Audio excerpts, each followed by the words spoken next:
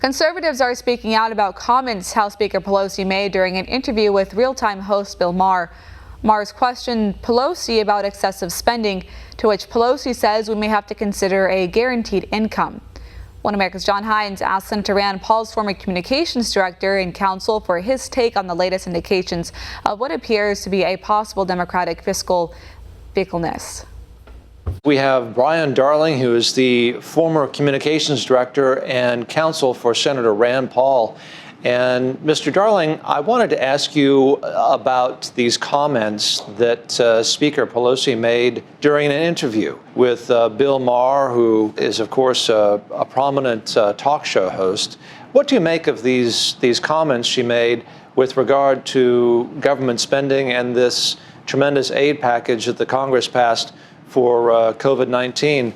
Well, it's outrageous what she said when you put it in context. Right now, we're facing possibly $25 trillion in debt as a nation, maybe looking at $3.5 or $4 trillion deficit just for this year alone. Yet the Democrats, and Pelosi being the speaker, the leader of the Democrats, has taken the position that they want to keep a lot of these programs permanent, it sounds like.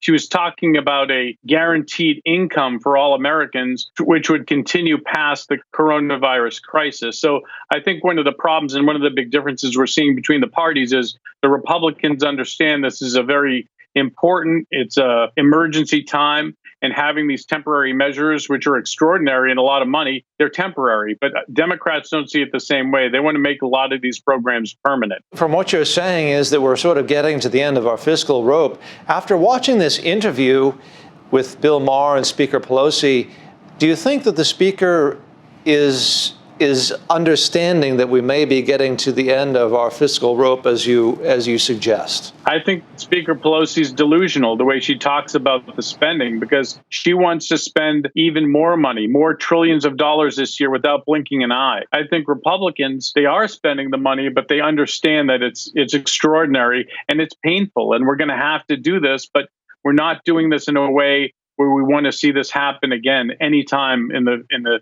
not too distant future. This is a one-time deal. This is something to save the economy, a Band-Aid for the economy. But Democrats don't see it this way. They see this as an opportunity to maybe leverage elements of their Green New Deal. They want to force a basic income for all Americans, which is something that Democrats are promoting on the presidential campaign trail.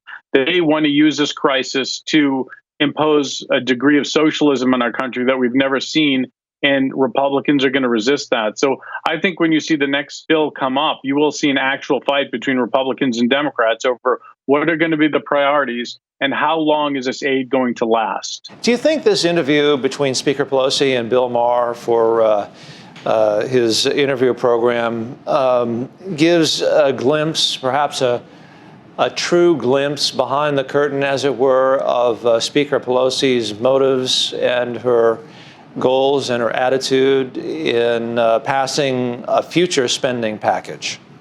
Yeah, I do think it's a glimpse. This interview was a glimpse into the mindset of Democrats and Speaker Pelosi. When you see somebody who's considered pretty liberal, Bill Maher is a liberal individual. He's a comedian who frequently bashes President Trump, but he was making a rational case saying, how can we continue to spend this much money? We are going to run out at some point, talking about the government just printing money and how that is becoming a problem. And Speaker Pelosi didn't want to hear it. She didn't like the question, you could tell, and she kind of bulldozed right through it and didn't answer that question at all, didn't show any respect to the idea that the taxpayers are going to be on the hook for this. Our kids and grandkids are going to be paying for this for decades to come. And it shows that there is a big disconnect between average Americans and many of the elites in Washington, D.C., like Speaker Pelosi. Brian Darling, former communications director and counsel for Senator Rand Paul, thank you very much for joining us on One America News. Want to see more videos like this? Click on the link below and subscribe to One America News on YouTube, and call your cable provider and kindly demand that One America News is added to your lineup. Call and subscribe today.